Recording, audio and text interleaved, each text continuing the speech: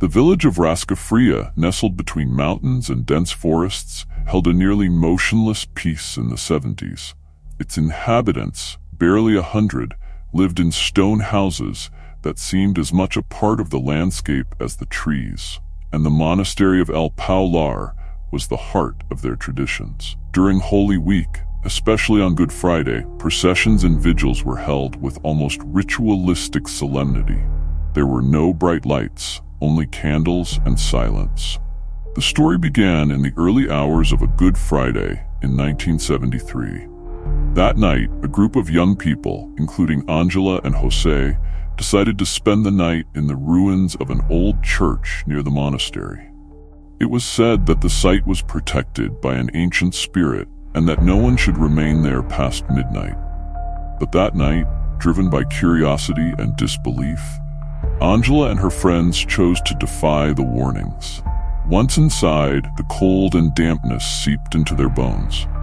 They sat on the ground, wrapped in blankets, surrounded by shadows broken only by the faint glow of a candle. As the night wore on, the group, now more sleepy than brave, began to close their eyes when a sob shattered the silence. Angela's eyes flew open, holding her breath as she looked at her friends, but they all seemed equally puzzled and afraid. The weeping seemed to come from the shadows, a low and monotonous sound like a woman crying. The group looked toward the entrance, where a faint figure appeared in the darkness, tall and thin, with a veil covering her face. The lament grew more intense, filling the air with a suffocating sorrow that crept into the soul. Jose, attempting to be brave, approached the figure. But as soon as he took a step forward, he felt a wave of cold that froze him in place, as if something were holding him back. Angela reached out to touch his arm, but noticed his skin was as cold as the stone floor beneath them. The woman slowly raised her face, revealing her eyes, completely black. Through the veil, one could barely make out the outline of her mouth, murmuring unintelligible words filled with anguish. One of the boys whispered a prayer, but that only seemed to anger the specter, who let out a piercing scream that made the walls tremble and extinguished the candle completely. Plunged into total darkness, the young people tried to flee, but the church door seemed sealed shut. The lady's wail grew louder, and suddenly one of the boys collapsed to the floor, his body stiff as if trapped in a nightmare. Desperate, Angela remembered the stories she'd heard. They said the woman was the lady of the monastery, a young woman who had died on Good Friday, centuries ago, after her fiancé abandoned her to become a monk. Since then, the lady wandered through Rascafria, appearing every Good Friday to seek company and mourn her loss. Finally, someone managed to force the door open, and the group ran toward the village. When they arrived, they found one of the village elders, Don Fermin, who, seeing them pale and trembling, instantly knew what had happened. "Were you in the church?" he asked, his eyes stern, his voice barely a whisper. "I told you no one should go there tonight." The young people nodded, terrified and regretful.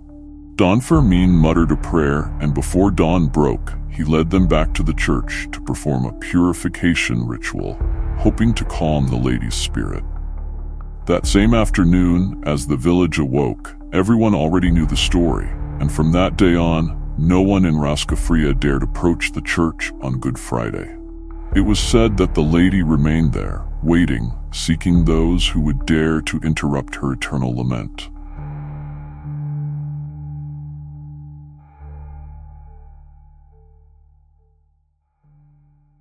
In a secluded corner of the city, Viviano lived in an old manor on the outskirts. His life, simple and austere, aligned with his religious habits.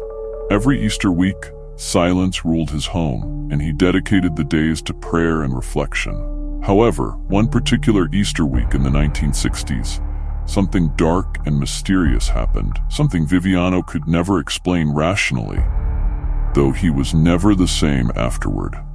Good Friday began like any other. Viviano had just returned from church, where he had attended the Passion ceremony. Once home, he prepared a frugal, simple meal, fitting for the day's solemnity. He was accompanied by his younger sister, Anna, who visited to share in those days of quiet devotion. Midway through the afternoon, as the warmth became dense and oppressive, there was a soft knock at the front door. Viviano approached cautiously, and upon opening it, he found a gaunt, hunched man dressed in faded, dirty clothing. His expression was distant, almost faded, as though his mind wandered in another realm. In a low murmur, the stranger asked for a little food and water. Without hesitation, Viviano nodded and went to the kitchen to prepare something. Meanwhile, Anna, uneasy, watched the visitor from a corner of the dining room. Viviano served him a slice of bread, a piece of cheese, and a glass of cool water. Returning to the entryway, he noticed the man staring intently at the crucifix on the wall, his gaze vacant yet fixed, as if recognizing something in it. When Viviano handed him the food, the man murmured his thanks, took the bread and water, and remained standing there, as though waiting for something more. The man's presence felt almost unreal, and as they observed him, it was as though time had halted in that small room. After a few silent moments, the stranger inclined his head toward Viviano and spoke in a grave tone. "Thank you, friend. Not everyone is willing to share the little they have." With one last look at the crucifix, he turned and left through the front door. Viviano and Anna stood in silence, watching the figure slowly disappear down the dirt path. Barely a minute later, Viviano went to the window to look for the man, but he was already gone.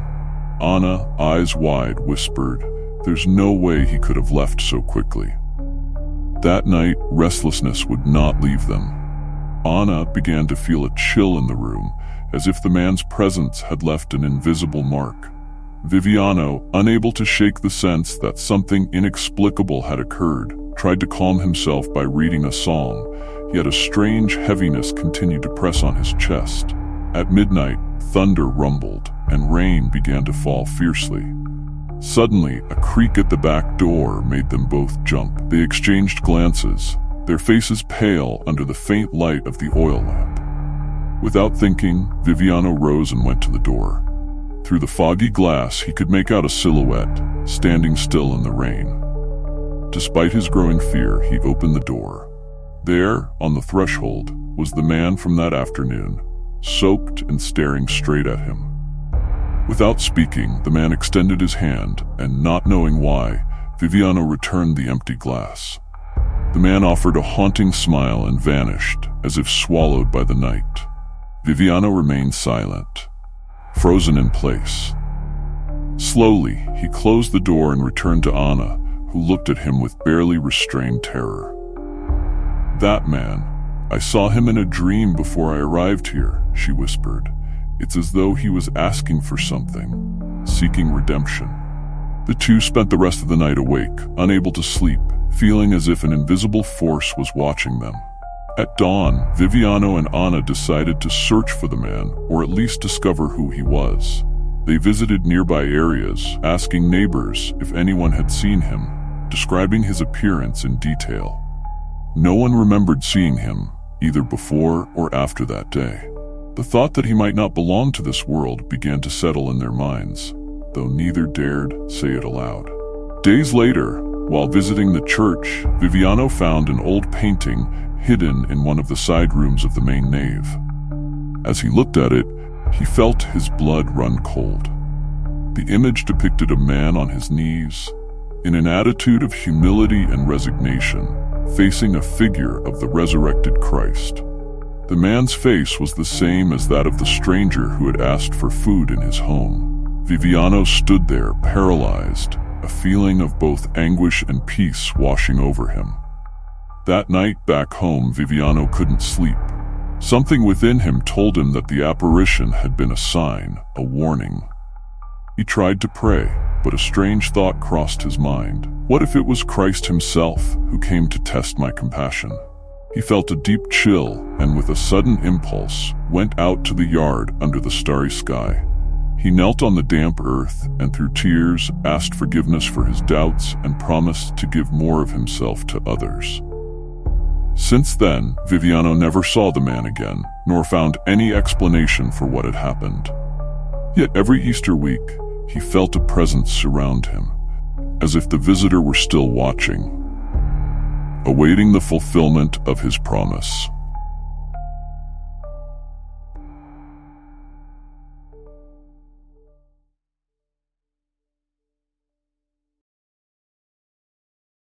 In the 1960s, a young priest named Prudenciano was assigned to a parish in a remote village, barely inhabited by 200 people.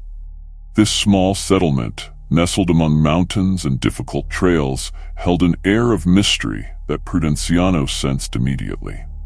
As a newly ordained priest with medical training, the bishop considered him the perfect man for a community with superstitious beliefs, which aligned well with his skepticism toward the supernatural.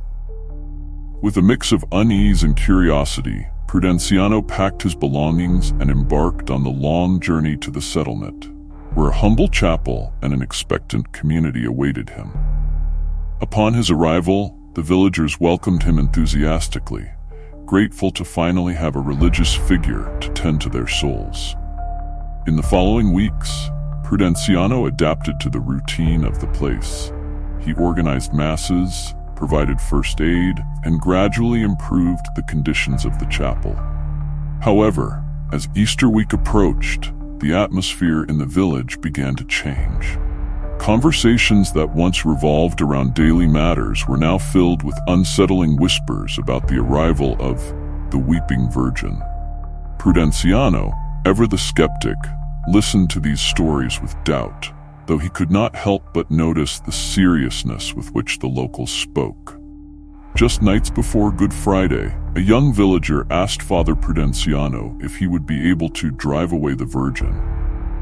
To his surprise, an elderly woman intervened, warning him of the danger posed by that apparition, which they claimed had manifested every Easter week for several years. Prudenciano dismissed the tale, believing it to be mere folklore. Yet the testimonies aligned. The apparition appeared in the dead of night, weeping with a lament so haunting that it froze the blood of those who heard it. Almost everyone claimed it had taken 2 boys in previous years, whisking them away into the mountains without a trace. Prudenciano tried to reassure the villagers, reminding them that faith should not lean toward superstition. However, on the night of Good Friday, a palpable tension gripped the place. As soon as the ceremony ended, the villagers quickly retreated to their homes, locking doors and windows, pleading with the priest to remain in his quarters until dawn. The warning of an older woman echoed in his mind. "Don't go out, Father. That night, no one is safe in the mountains." Settled in the small room behind the chapel, Prudenciano tried to distract himself with his books. Yet the silence outside was almost absolute, a silence so thick it felt suffocating. It was then that a faint lament broke the calm, barely perceptible but unmistakable. Prudenciano paused, his pulse quickening, struggling to convince himself it was merely the wind.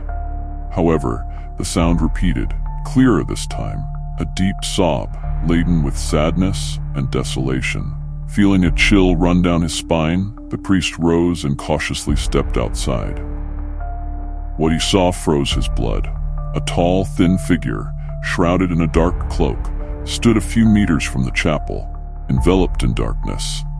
Though its silhouette vaguely resembled a virgin, it emanated a sinister and unnatural energy. In front of it, a village boy, around 10 years old, seemed entranced, unable to move or tear his gaze from the apparition. His mother, barely visible in the shadows, screamed in desperation, but her voice failed to break the spell.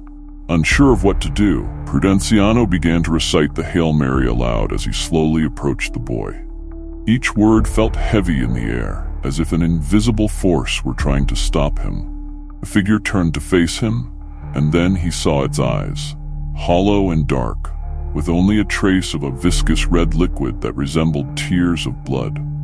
Prudenciano continued praying, gripping his rosary tightly, even as fear and despair constricted his throat, suffocating him. The apparition let out a scream so profound that Prudenciano dropped the rosary for a moment, clutching his ears. It was a wail not of this world, a cry from an ancient pain so deep that it seemed forgotten by the very earth. The figure, ignoring his prayers, approached the boy, caressed his face, and picked him up. The child fell into a deep faint as if his life had been ripped away, and the mother collapsed to the ground in despair. Before he could react, Prudenciano watched as the figure glided slowly toward the mountains, the boy still in its arms, disappearing among the trees, as if the very thicket had swallowed it whole. That night, no one could sleep in the village, and at dawn, a thorough search was organized, proving fruitless. The boy had vanished without a trace, just like in the previous years. Moved and terrified, Prudenciano reported what had occurred to the bishop. However, lacking evidence and facing the skepticism of ecclesiastical authorities, his account was received with reservations. Though he was permitted to request a transfer, Prudenciano chose to stay. He knew that this phenomenon exceeded human comprehension, something dark and ancient that loomed over the village each Good Friday, claiming innocent souls. Since then, Father Prudenciano established preventive measures. He advised each family to lock their doors and remain inside during Easter week. He forbade children from going out at night and kept watch every Good Friday, hoping that the apparition would not take another life. Although he never comprehended the origin of that entity, Prudenciano understood that the supernatural had settled in that forgotten land. As the years passed, the village grew, and the tale of the Dark Virgin became a warning passed down through generations. No one dared to challenge tradition, for those few who did paid the highest price. The legend of the Weeping Virgin that roamed every Easter week became etched in the community's memory, a sinister echo that would forever resonate in the mountains.